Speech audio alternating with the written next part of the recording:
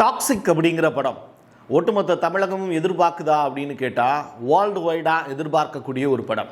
ஏன்னா இயக்குனர் அப்படிப்பட்ட இயக்குனர் நடிகர் கேஜிஎஃப்பினுடைய ஹீரோ யாஷ் அவர்கள் நடிக்கிறாங்க. அப்போது இந்த படத்தின் மீதான எதிர்பார்ப்பு அப்படிங்கிறது வரக்கூடிய 26ஆம் தேதி ரிலீஸ் ஆக போகுது அப்படிங்கிறதுனால ஒரு பெரிய எதிர்பார்ப்பே இருக்குது.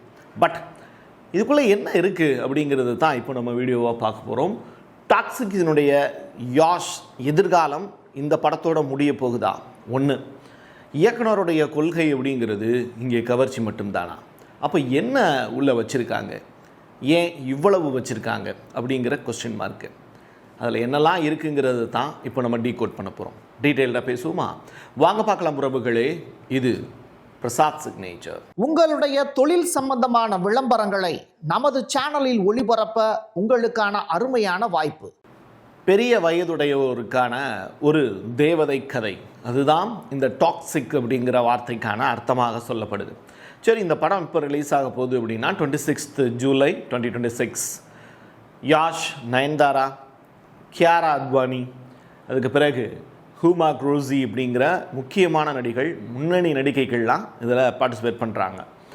இது ஒரு பேன் இண்டியாவினுடைய ஆக்ஷன் திரைப்படமாக இருக்க போகுது அப்படிங்கிறதையும் இந்த திரைப்படக்குழு வெளியிட்டிருக்காங்க. ஃப்ரேம் பை ஃப்ரேம் வந்து செதுக்கியிருக்காங்க. ஒவ்வொரு ஃப்ரேம் பை ஃப்ரேமாக தான் நம்ம இந்த ட்ரெய்லரை பற்றிய விளக்கங்களை நம்ம பார்க்க போகிறோம். அதுதான் இந்த படத்தினுடைய அடுத்தடுத்த ஃபாலோஅப்பில் இருக்க போகுது. சரி, இந்த படத்தினுடைய இயக்குனர் இருக்காங்கல்ல, கீதா மோகன்தாஸ், அவங்க யார், அவங்களுடைய பின்னணி என்ன அப்படிங்கிறத ஃபஸ்ட்டு நம்ம பார்க்கணும்.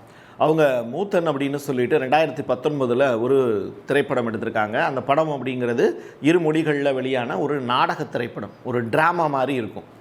அது வந்து டொராண்டோ அப்படிங்கிற சர்வதேச திரைப்பட விழாவில் திரையிடப்பட்டு இந்த சன்டான்ஸ் அப்படிங்கிற திரைப்பட விழாவில் குளோபல் ஃபிலிம் மேக்கிங் அப்படிங்கிற விருது பெற்றது.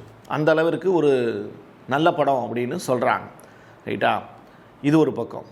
2019 தான் அவங்க அறிமுகமானாங்களா அப்படின்னு பார்த்தா கிடையாது. 2013 ஒரு படம் எடுத்திருக்காங்க.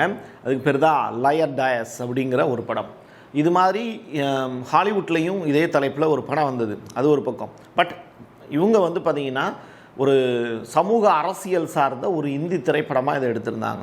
அப்போது அவங்க எங்கே இருக்காங்க? தமிழ்லையும் இருக்காங்க, இந்திலையும் இருக்காங்க, மலையாளத்துலேயும் இருக்காங்க. இப்படி எல்லா மொழி படங்கள்லையும் அவங்க ட்ராவல் பண்ணியிருக்காங்க. யார்? இயக்குனர். 2 தேசிய விருது வேறு இந்த படத்தின் மூலிமா அவங்களுக்கு கிடைச்சது. 87வது அகாடமி விருதுகளுக்கான இந்தியாவின் அதிகாரப்பூர்வ பரிந்துரையாக தேர்ந்தெடுக்கப்பட்டதும் இந்த படம் தான்.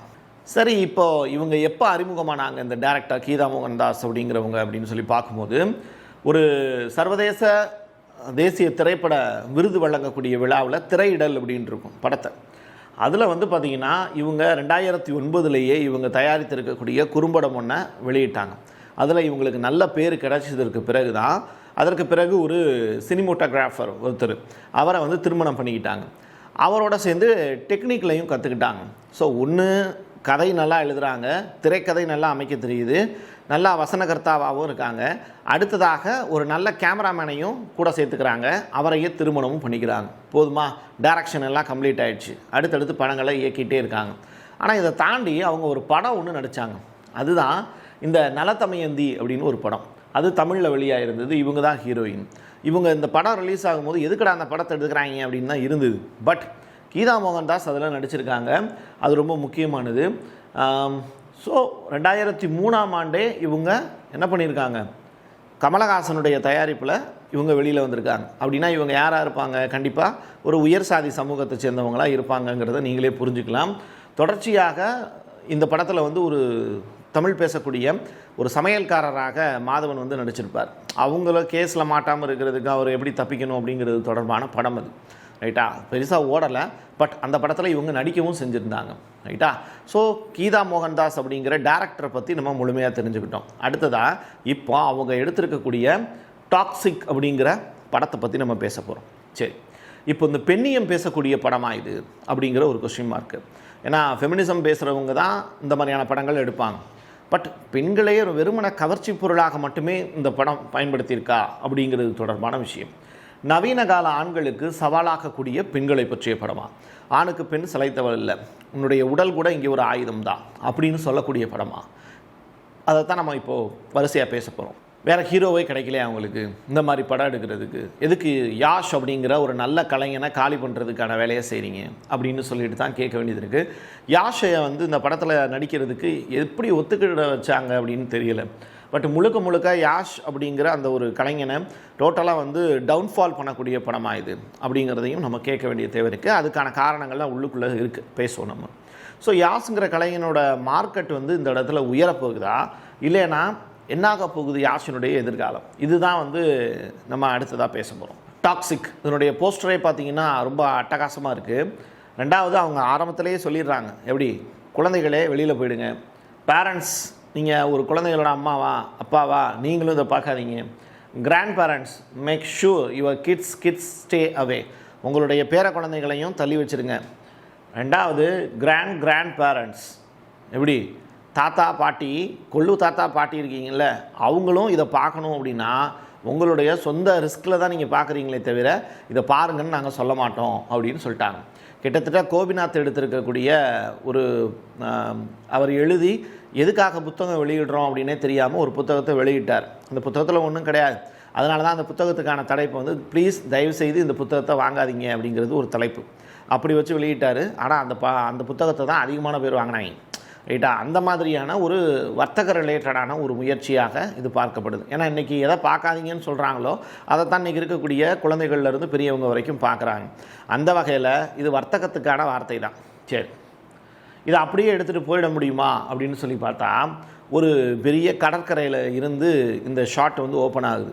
அதில் ஓப்பன் செய்ய போகிறது வந்து பார்த்திங்கன்னா ஒரு ஆணும் பெண்ணும் கட்டிப்பிடித்து கடற்கரையில் கிடக்கிற மாதிரியான ஒரு ஷாட்டில் இருந்து தான் இந்த படமே ஆரம்பிக்குது. சரியா? ஸோ ஒரு பெரிய கடலுக்குள்ளே இவங்களுடைய சிறு துளி தான் இவங்க, ரைட்டா?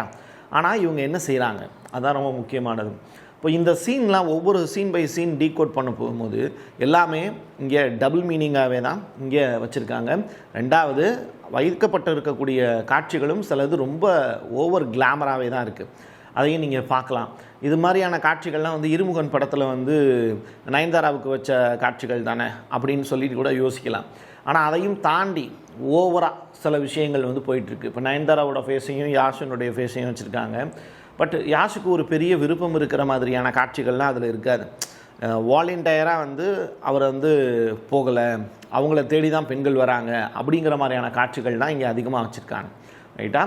ஸோ தொடர்ச்சியாக இங்கே வைக்கப்பட்டிருக்கக்கூடிய காட்சிகள் எல்லாமே முழுக்க வந்து பார்த்திங்கன்னா கவர்ச்சி, செக்ஷுவல் ரிலேட்டடான விஷயங்கள் மட்டுமே இந்த இடத்துல மேலாதிக்கமாக இருக்குது. அதுக்கு உண்டான காட்சிகள் தான் இது. ஸோ இங்கே வைக்கக்கூடிய பாடல் காட்சிகளும் அதை மட்டுமே மையப்படுத்தி இருக்குது. ஏதாவது இந்த டைரக்டருடைய முன்னாடி அவர் எடுத்த படங்களுக்கும் இப்போது இவர் காண்பிக்கக்கூடிய காட்சிகளுக்கும் என்ன சம்மந்தம்? ஏன்னா நான் ஏற்கனவே அவங்கள பற்றி விளக்கி சொல்லியிருந்தேன். ஒரு சமூக சிந்தனை உடைய ஒரு நபர் அவர் அப்படின்னு சொல்லிட்டு அவருடைய படங்களை வந்து பார்த்து வியந்து பட்டங்கள் கொடுத்துருக்காங்க. பட் சில காட்சிகள் வந்து பார்த்திங்கன்னா சினிமோட்டோகிராஃபர் சூப்பராக எடுத்திருக்காரு. இது நயன்தாராவினுடைய என்ட்ரி ட்ரெய்லரில், ரைட்டா? அப்போ ட்ரெய்லரில் நயன்தாரா வரும்போதே வந்து பார்த்திங்கன்னா ரொம்ப அட்டகாசமாக ஒரு புல்லட் ஓட்டக்கூடிய காட்சியாக காமிக்குது. இன்றைக்கி இருக்கக்கூடிய பெண்கள் எல்லாருமே புல்லட் தான் ஓட்டுறாங்க, ரைட்டா? ஸோ அந்த மாதிரியான காட்சிகள். அதுக்கடுத்து கியாரா, ரைட்டா? இப்படி வரிசையாக வந்து பார்த்திங்கன்னா ஒரு பெரிய பார்ட்டி, ஒரு பெரிய புதியதொரு உலகத்துக்குள்ளே நீங்கள் ட்ராவல் பண்ணுற மாதிரியான ஒரு காட்சிகளை தான் வச்சுருக்காங்க. பெண்கள் சிகரெட் குடிக்கிற மாதிரியான காட்சிகள். முழுக்க இது ஒரு கேம்லிங் சம்மந்தப்பட்ட ஒரு படமாக தான் இருக்க போகுது அப்படிங்கிறாங்க. ஸோ அதுதான் இங்கே முக்கியமான விஷயமாக பார்க்கப்படுது. வரிசையாக வந்து பார்த்திங்கன்னா இங்கே இருக்கக்கூடிய இடங்களெல்லாம் பிளேஸ்லாம் பார்த்திங்கன்னா ஒரு பெரிய ஒரு பிரம்மாண்டமான ஒரு நிகழ்ச்சி நடக்குது. அந்த நிகழ்ச்சிக்கு இடையில் ஹீரோ என்ன பண்ணிக்கிட்டு இருக்காரு, ஹீரோவை அட்டாக் பண்ணுறதுக்குனே சொல்லிட்டு சில லேடிஸ்லாம் வராங்க. அவங்கள வந்து ஹீரோ வந்து எப்படி ஹேண்டில் பண்ணுறாரு அப்படிங்கிறது மாதிரியான விஷயங்கள் அதையும் வந்து பார்த்திங்கன்னா படத்தில் வந்து வச்சுருப்பாங்க சீனா. அதில் வந்து முக்கியமாக இந்த மாதிரியான காட்சிகள்லாம் வந்து பார்க்கும்போது லேடிஸ் அப்படின்னு சொல்லிட்டு அவர் சொல்லக்கூடிய வார்த்தைகள் ட்ரெய்லரில் ரொம்ப ஃபெமிலியராக பேசப்படக்கூடிய ஒரு வார்த்தைகளாக இருக்கும். ஸோ யாஷ் வந்து அவருடைய கதாபாத்திரத்தில் ஸ்ட்ராங்காக தான் இருக்க போகிறார். ஆனால் இந்த படத்தில் நடிக்கிறது மூலிமா அவருக்கான மவுஸ் குறைஞ்சிருமோ அப்படின்னு வேற நினைக்க தோணுது. பெண்களோட ஃபைட் பண்ணுற மாதிரியான காட்சி, ரைட்டா?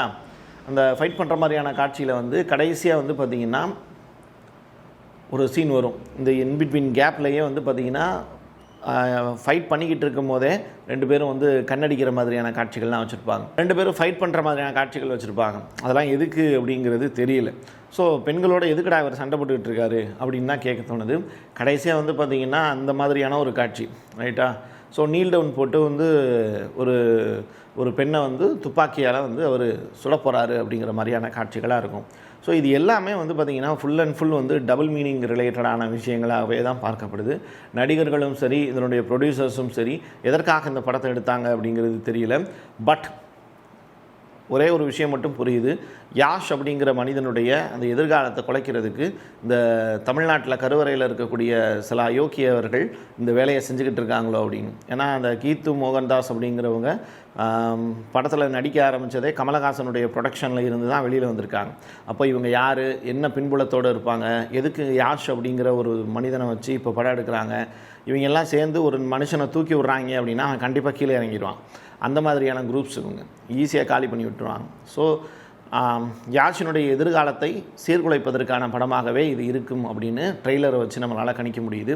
படம் வந்ததற்கு பிறகு தான் தெரியும் இவங்க என்ன பண்ணி வச்சுருக்காங்க அப்படின்னு. என் கையெழுத்து என் மக்களுக்கான உறவுகளே மீண்டும் ஒரு பதிவில் சந்திக்கலாம். நன்றி, வணக்கம். உங்களுடைய தொழில் சம்பந்தமான விளம்பரங்களை நமது சேனலில் ஒளிபரப்ப உங்களுக்கான அருமையான வாய்ப்பு. Prasad signature media broadcasting private limited. நீங்க நியூஸ் ரீடரா மாறணுமா, கண்டென்ட் கிரியேட்டரா உருவாகணுமா, சேட்டலைட் சேனல்ல ரிப்போர்ட்டரா வேலை பார்க்கணுமா, டாக்குமெண்ட்ரி மேக்கிங்ல இருந்து ஜேர்னலிசம் பற்றிய முழுமையான பயிற்சி பெற உங்களுக்கான அருமையான வாய்ப்பு. எங்களை தேடி வாங்க.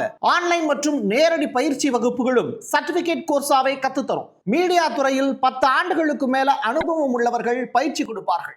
வாய்ஸ் ஓவர் தொடங்கி வாய்ஸ்லெஸ் பீப்புளுக்காக உங்களை சிறந்த ஜேர்னலிஸ்டா உருவாக்க வேண்டியது எங்களோட பொறுப்பு. ஸ்கூல்ஸ் அண்ட் காலேஜஸ்ல ஜூனியர் ஜேர்னலிஸ்ட்ங்கிற பேர்ல ஒர்க் ஷாப்பும் கண்டக்ட் பண்ணி கொடுக்கிறோம். மோட்டிவேஷனல் ஸ்பீக்கரா கடந்த 15 ஆண்டுகளா கல்வி நிறுவனங்களுக்கு நிகழ்ச்சிகளும் நடத்தி தரோம். தொடர்புக்கு 9944790333 94493594 prasad signature@gmail.com.